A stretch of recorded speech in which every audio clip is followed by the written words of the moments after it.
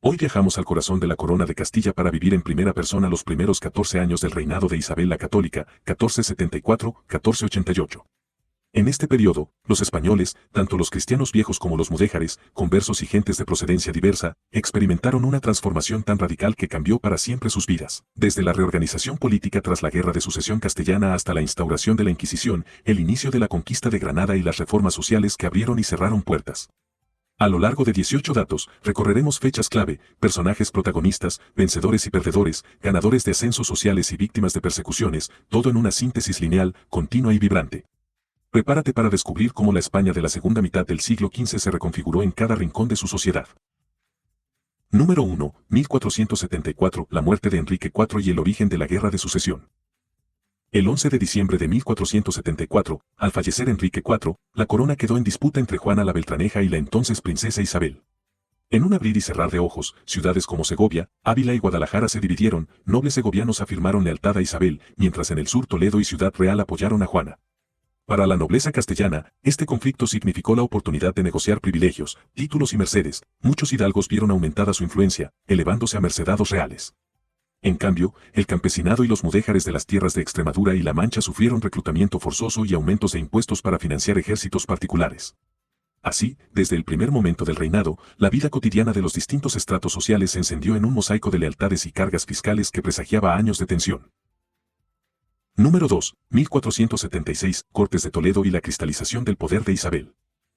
En abril de 1476, Isabel convocó cortes en Toledo para constituir una base legal de su legitimidad. Allí, reivindicó su derecho ante procuradores de las ciudades y nobles, exigiendo juramento de fidelidad. La apertura de estas cortes marcó un precedente. La corona se presentó como fuente única de justicia y orden, reduciendo progresivamente el poder local de magnates. Para la burguesía de Toledo y Talavera, esto supuso la promesa de comunidades más seguras y reguladas, con menos bandolerismo en caminos y mercados. Pero en reinos rurales de Extremadura, lords parroquiales perdieron autonomía judicial, los mudéjares y bracejeros vieron cómo sus costumbres locales fueron sustituidas por fueros castellanos centralizados, limitando su capacidad de resolver disputas según tradiciones árabes o mozárabes. Número 3. 1478. Bula papal para la instauración de la Santa Inquisición. El 1 de noviembre de 1478, la bula Exigit Sincerae Devotionis del Papa Sixto IV autorizó a Isabel y Fernando a crear tribunales inquisitoriales. Con ello nació la Inquisición española, inicialmente dirigida contra falsos conversos.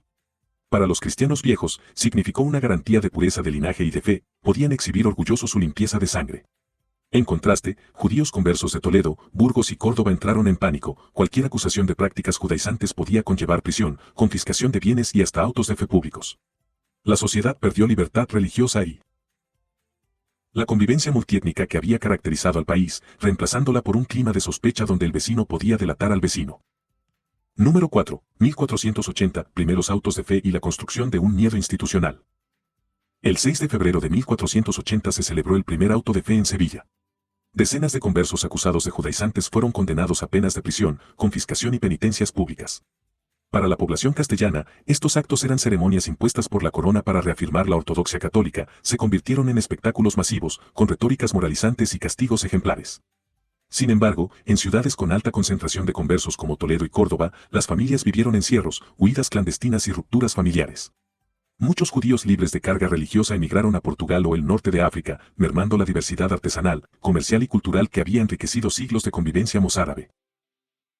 Número 5. 1482. Inicio del cerco y conquista de Loja, el pulso militar contra el último reino nazarí.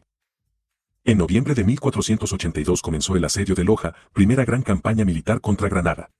Ejércitos castellanos, compuestos por caballeros de la nobleza, levas de Extremadura y cruzados voluntarios, arribaron a las murallas donde mudéjares y granadinos resistían.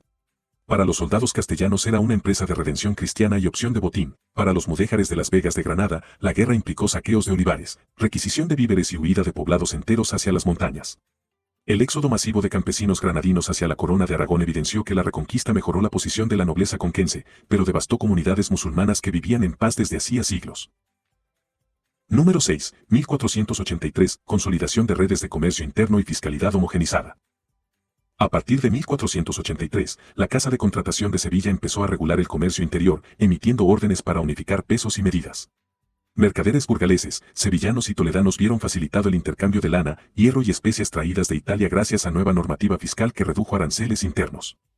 No obstante, para artesanos de pueblos pequeños, la competencia de productos castellanos bien valorados significó cierre de talleres y emigración a ciudades mayores.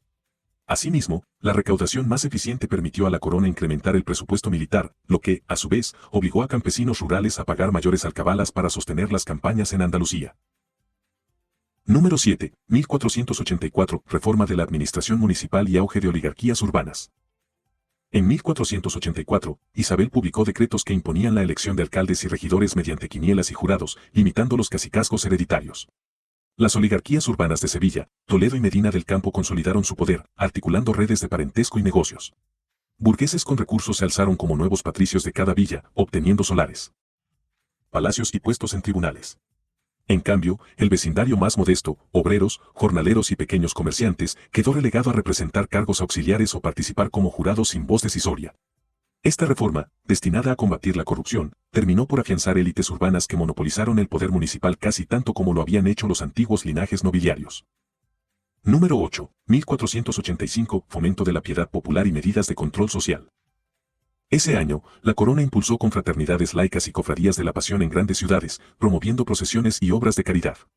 Para cristianos viejos, fue una vía para fomentar la piedad y el orden moral, sitiales y arcas de limosnas crecieron, financiando hospitales y pobres. Sin embargo, las cofradías exigían cuotas y servicios obligatorios, artesanos conversos o mudéjares convertidos al cristianismo encontraban puertas cerradas a estas hermandades, lo que les impedía acceder al auxilio social en época de enfermedades o malas cosechas. Así, una medida de cohesión religiosa sirvió también para excluir y controlar a quienes no gozaban del sello de la ortodoxia. Número 9. 1486. Tratado de Alcalá de Henares, alianza con Aragón y política exterior. En febrero de 1486, Isabel y Fernando firmaron el Tratado de Alcalá, comprometiéndose a la toma conjunta de Granada y acordando la futura conquista de territorios atlánticos. Para la corona consolidada de Castilla, esta alianza significó el respaldo para una política expansionista, comerciantes gaditanos y genoveses obtuvieron privilegios para navegar la costa africana, abriendo nuevas rutas de comercio de esclavos y oro. Por el contrario, mudéjares del Levante español, temerosos de perder su estatus, vieron cómo su calidad de súbditos con derechos reducidos podía empeorar. Pronto serían desplazados de sus oficios agrícolas en favor de colonos cristianos llegados desde Cataluña y Valencia. Número 10. 1487. Toma de Málaga, la explosión de una ciudad multicultural. El 18 de agosto de 1487 cayó Málaga tras un asedio de 2 meses. Ciudad portuaria próspera, con barrios judíos, moriscos y cristianos viviendo en sinergia comercial, fue saqueada, sus murallas y palacios convertidos en botín para la nobleza castellana. Comerciantes genoveses y judíos conversos que operaban en el puerto perdieron mercancías y derechos de paso. Los mudéjares locales fueron obligados a marcharse o a convertirse sin poder conservar masques ni ritos. Mientras la corte celebraba el éxito con banquetes en Córdoba, miles de malagueños quedaron sin empleo, sin hogar y sin red de apoyo, marcando el fin de un modelo urbano de tolerancia que había prosperado bajo la corona nazarí. Número 11. 1488. Establecimiento de tribunales de apelación y justicia centralizada. En 1488 se crearon audiencias y chancillerías en Valladolid y Ciudad Real como tribunales de apelación para casos de hidalguía, títulos y causas civiles. Para nobles castellanos y burgueses con pleitos sobre herencias y mercedes, fue un alivio, ya no debían peregrinar a Toledo o Salamanca para buscar justicia. Sin embargo, los litigios se encarecieron y prolongaron, imponer escribanos y sellos reales encareció los procesos, impidiendo a artesanos y campesinos pobres litigar sus derechos. La justicia centralizada favoreció a quien tenía recursos para pagar abogados, profundizando la brecha entre élites capaces de costear el sistema y las clases bajas relegadas a instancias municipales limitadas. Número 12. Reformas fiscales de 1488, el impulso a la hacienda real. Ese mismo año, Isabel reorganizó las rentas reales, agrupando alcabalas, portazgos y tercias regias bajo un sistema más transparente. El aumento de ingresos permitió financiar la corte itinerante y las futuras campañas contra Granada. Para la nobleza cercana a la corona, hubo estímulo a invertir en nuevos cargos de recaudación y en aparcerías agrícolas. En contraste, campesinos bucios y jornaleros vieron recargadas sus economías familiares, el pago de impuestos directos e indirectos subió en promedio un 15%, reduciendo su capacidad de compra y privándolos de excedentes para semillas y cría de ganado. Número 13. Auge de la Escuela de Traductores y rescate del patrimonio cultural. Durante estos años, floreció en Toledo la Escuela de Traductores, donde sabios cristianos, judíos conversos y moriscos colaboraban en traducir obras de Aristóteles, Galeno y la literatura árabe al latín y al castellano. Para la intelectualidad y la burguesía, fue un renacer cultural que daría paso al siglo de oro. Sin embargo, el ambiente inquisitorial obligó a muchos eruditos musulmanes y judíos a ocultar identidades, sus manuscritos circulaban clandestinamente. La contribución científica y filosófica de estas minorías estuvo marcada por el temor, limitando su plena participación pública y forzando la clandestinidad de artes y saberes que únicamente circularon en círculos privados. Número 14. Política de colonización interna, reparto de baldíos y creación de villas. Para afianzar el control de zonas fronterizas con Granada, la corona promovió el asentamiento de colonos castellanos en baldíos y villas recién fundadas en Sierra Morena y las llanuras jienenses. A cambio de exenciones fiscales por 10 años, familias de labradores obtuvieron parcelas de 15 fanegas. Esto benefició a campesinos mestizos y mulatos, en la terminología local, castas de origen diverso, que escapaban de la pobreza, ganaron tierra y estatus. Sin embargo, mudéjares que vivían de arrendamientos vieron sus arrendamientos revocados y fueron desplazados a enclaves menores, debilitando su economía tradicional y forzando sus migraciones hacia pueblos más densamente musulmanes aún sin conquistar. Número 15. Control del clero y reformas eclesiásticas. Isabel impulsó la reforma del clero regular, depurando monasterios y conventos corruptos mediante visitas episcopales y colegiatas reales. Se exigió vida comunitaria estricta y dedicación a la predicación y la educación. Para órdenes como los franciscanos y dominicos, fue el impulso para fundar nuevas conventualidades en Castilla y Andalucía. Sin embargo, curas y vicarios rurales, que actuaban como mediadores tradicionales en pueblos remotos, vieron reducidos sus ingresos y privilegios. En muchos lugares mudéjares, el cura rural era el vínculo con la corona. Al controlar más el clero, la corona centralizó el poder religioso, cortando canales de comunicación y asistencia que durante siglos habían sustentado a la población local. Número 16. Reformas en el estamento militar, creación de los soldados de recluta. Hacia 1488, se comenzó a profesionalizar el ejército castellano mediante un cuerpo de soldados de recluta paga. Sin depender exclusivamente de mesnadas nobiliarias, la corona logró disponer de tropas mejor entrenadas y uniformes. Para hijos de hidalgos humildes y castas bajas de origen mora o judío converso, con capacidad de demostrar buena conducta, este cuerpo militar fue vía de ascenso social, recibían paga fija y pensión si resultaban heridos. No obstante, la disciplina era dura, deserciones castigadas con azotes públicos y tribunales militares. La vida en cuartel implicaba pago regular, sí, pero también riesgo mayor de contagio de enfermedades y castigos físicos. Número 17. Política de minorías y limpieza de sangre en cargos públicos. Durante todo este periodo, Isabel insistió en que para obtener cargos públicos, alcaldías, corregidores, escribanías, se exigiera prueba de limpieza de sangre. Esto benefició a cristianos viejos y excluyó a conversos y mudéjares incluso convertidos de generaciones atrás. Para la baja nobleza y la burguesía de origen antiguo, fue un instrumento de consolidación de estatus. Para los conversos de probada fe, fue una barrera insalvable que truncó carreras administrativas y profesionales, condenándolos a cargos menores o a la emigración forzada hacia Portugal, donde podían recuperar derechos. Número 18. Reflexión final de 1488, un reino avanzado, pero fracturado. Al terminar 1488, 14 años después de su entronización, Isabel había logrado transformar Castilla en un estado más centralizado, con ejército profesional, hacienda ordenada y alianzas internacionales sólidas.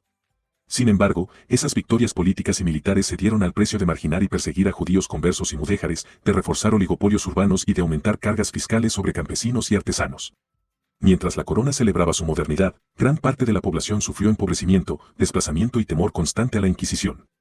La España de Isabel la Católica emergía poderosa, pero con profundas cicatrices que marcarían su futuro. En conclusión, estos 18 datos nos muestran cómo, entre 1474 y 1488, Isabel la Católica transformó la vida de los españoles, centralizó el poder, reformó la justicia, la hacienda y el clero, lanzó la Inquisición. Conquistó territorios granadinos y sentó las bases de un imperio. Sin embargo, todo cambio trajo ganadores y perdedores, nobles, burgueses y cristianos viejos ganaron estatus y seguridad, mientras conversos, mudéjares y clases bajas pagaron con persecuciones, expulsiones, impuestos y limitaciones profesionales. Esta combinación de avance y exclusión forjó la España moderna, una nación unida bajo un mismo rey y una misma fe, a un alto coste humano y cultural. Si te apasiona este apasionante viaje histórico, suscríbete a Historia Iberoamericana, regálanos un me gusta y comenta qué otro reinado o periodo deseas explorar en profundidad. Hasta la próxima.